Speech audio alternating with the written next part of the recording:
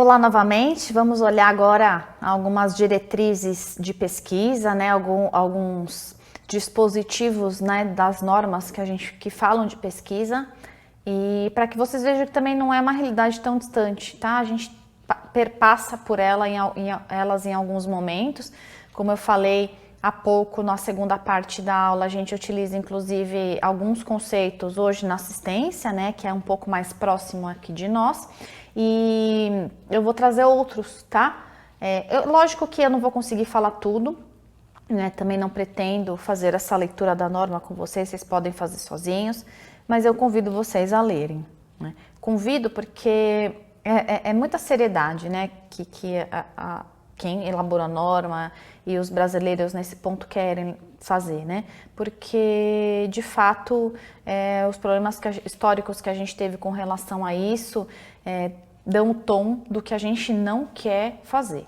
É o que a gente não quer, o que a gente não pretende, a gente não quer voltar para aquele lugar, né? Para aquele momento histórico. Por isso, o nosso receio, caso caia o sistema CEP-CONEP, né, para que a gente volte naquele momento de pesquisa antiética em que o dinheiro pode ser um indicador muito importante, né, e que ele faça todo esse meio de campo aí e direcionando resultados, né, que favoreçam ele economicamente. O que pode acontecer com a perda desse controle ético é muito triste, tá? Muito triste enquanto sociedade, né, voltar para aquelas situações históricas em que a gente imaginou nunca mais voltar, nunca mais viver.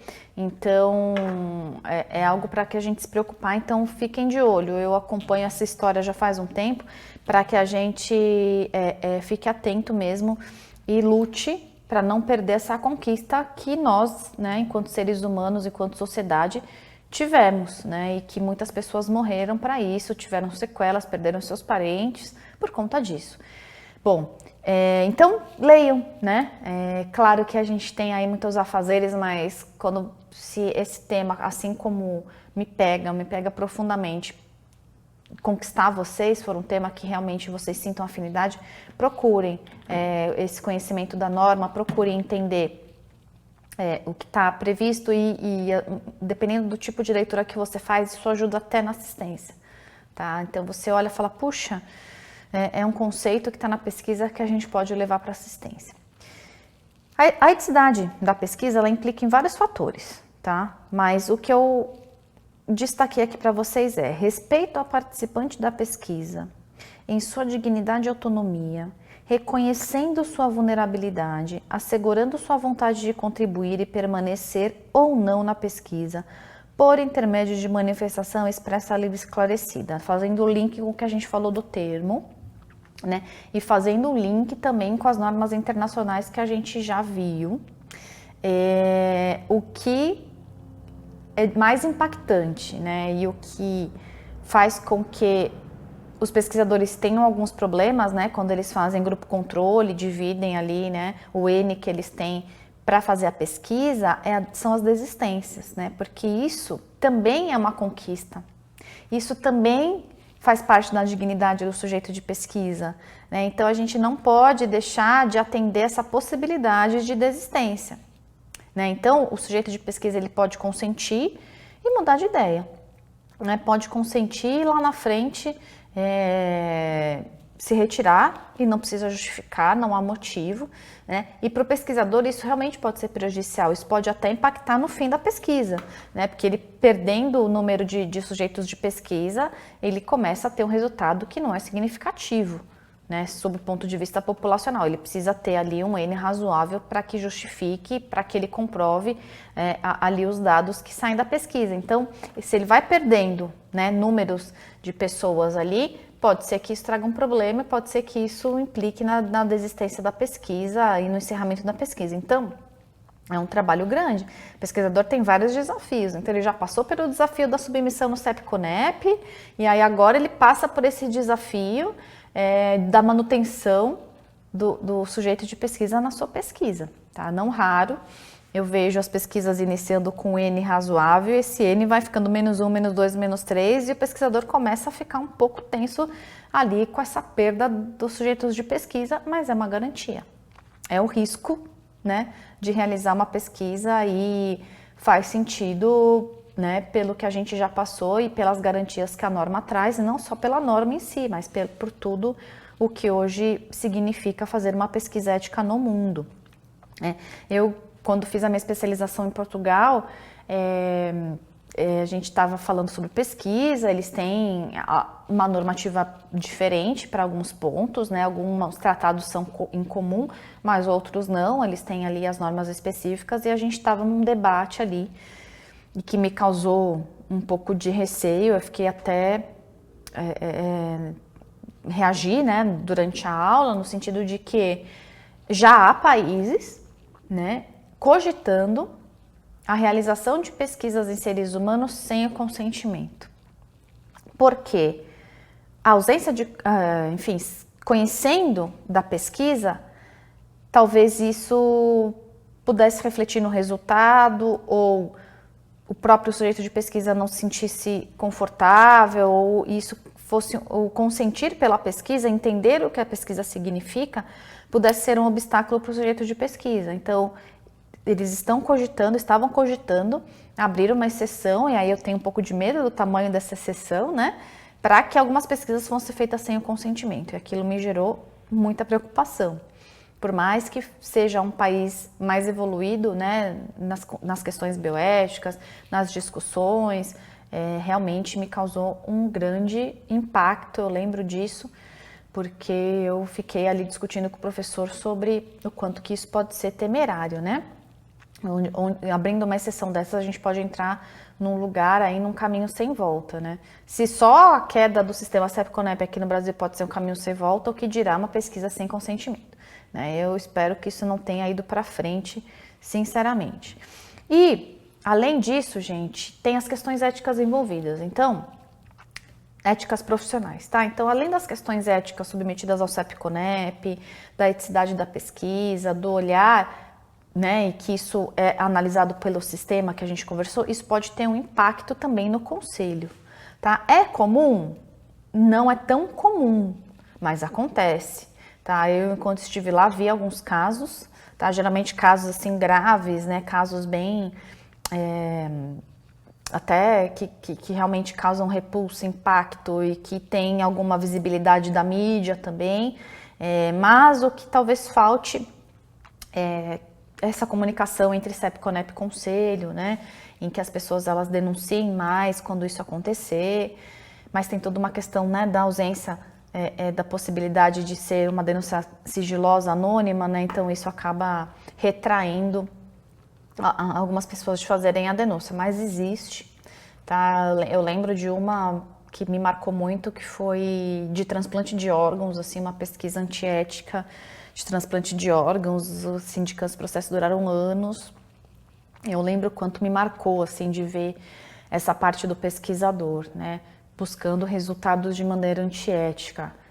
E muitas vezes é por status, assim, é por vaidade, né, de vaidade de chegar num resultado e direcionando para chegar naquele resultado. Isso é terrível e acontece, tá? Isso é terrível, mas acontece e não é pouco, né, infelizmente. Então, por isso esse controle, né? O mundo do pesquisador é um mundo de vaidade também, né? E para você esbarrar, né, e ser antiético por conta da necessidade de chegar no resultado ali, não está tão distante. E o que o Código de Ética Médica fala? Ensino e pesquisa médica. É vedado ao médico. Mais uma vez, né, falando de consentimento, deixar de obter do paciente ou de seu representante legal termo de consentimento livre esclarecido para a realização de pesquisa envolvendo seres humanos após as devidas explicações sobre a natureza e as consequências da pesquisa. No caso de sujeito de pesquisa ser menor de idade, além do consentimento de seu representante legal, é necessário seu assentimento livre esclarecido na medida de sua compreensão. Tá? Aqui eu só faço essa ressalva do menor de idade, pessoal, porque a gente tem outras situações aí de falta de discernimento, né, que a resolução abarque não só menor de idade. Mas, de toda forma, a gente tem essa previsão aqui normativa no nosso Código de Ética Médica, né, que é muito parecido, né? Vocês viram que é muito parecido com a 466? Mas, embora seja parecido, você tem aqui uma questão do profissional, do pesquisador médico, né, que pode colocar em jogo o seu CRM. Realizar pesquisa em uma comunidade sem antes informá-la e esclarecê-la sobre a natureza da investigação e deixar de atender ao objetivo de proteção à saúde pública, respeitadas as características locais e a legislação pertinente, também é vedado. Eu vou contar um caso curioso para vocês que me veio à mente, trabalhando ali num escopo aí de genética, né, de exames genéticos e tentando trazer a população indígena, né, naqueles exames que tratam de ancestralidade, né, então hoje estão comuns esses exames no mercado, né, já nos Estados Unidos e na Europa já tem há mais tempo, aqui vem chegando, então com a saliva você consegue ver a sua ancestralidade, inclusive encontrar eventuais parentes, né, no mundo. E começou a perceber uma evidência alta de indígenas, né, e agora o obstáculo que nesse momento quem faz esse tipo de pesquisa vive é como que eu vou informar a comunidade indígena sobre isso, né? E se for uma comunidade que nem fala português e realmente está fora da civilização, né? Como que a gente vai informar, né? Com questão de índio também, estudei um pouquinho sobre isso para tentar ajudar ali o pessoal que trabalha com esses exames, a gente viu que a comunidade tem que aceitar, né? E a gente tem um impasse de comunicação, um impasse vários, né, e talvez a gente não consiga chegar numa finalidade, até porque você tem toda uma proteção da FUNAI também com relação a esses índios e que tem que ter também, tem que ter essa proteção. Então, olha só os obstáculos que a gente pode ter, né, e não fazer isso pode ser uma infração. E o que é mais vedado? Deixar de manter a independência profissional e científica em relações a financiadores de pesquisa médica, satisfazendo interesse comercial ou obtendo vantagens pessoais, é o que eu trouxe para vocês, né, agora. Isso é um dos pontos mais críticos que a gente tem aqui no Brasil, no mundo, tá? Tô falando do Brasil, mas é no mundo. Até em determinados países mais flexíveis com as questões éticas, a gente já vê esse caminho aí muito mais aberto, acontecendo muito mais pesquisas que são questionáveis, né? Porque a indústria realmente vem com muita força, vem com muito dinheiro, quer lucrar e vai passar por cima se precisar para lucrar. Então, cuidado. E aí o profissional médico está numa situação de conflito de interesse gigantesca, né? Porque aquela pesquisa depende desse financiamento, mas ele não pode forçar o resultado ou, né, tentar mascarar para que o resultado seja favorável à indústria, gente, porque assim, quando a gente faz uma pesquisa, a gente tem uma hipótese, mas a gente não sabe se a nossa hipótese vai ser realmente o que a pesquisa vai demonstrar. Eu, no meu mestrado, tinha uma hipótese e o resultado foi completamente diferente, né? O próprio orientador ficou surpreso com o resultado. Então, é uma hipótese e ela pode não existir, né? E aí, o que acontece nesse caso, você está sendo patrocinado muitas vezes, né? E a expectativa do seu patrocinador é que você chegue nessa hipótese. E você não vai chegar. E aí começa o conflito, né? Então, gente, é um cuidado aqui, assim, extremamente alto.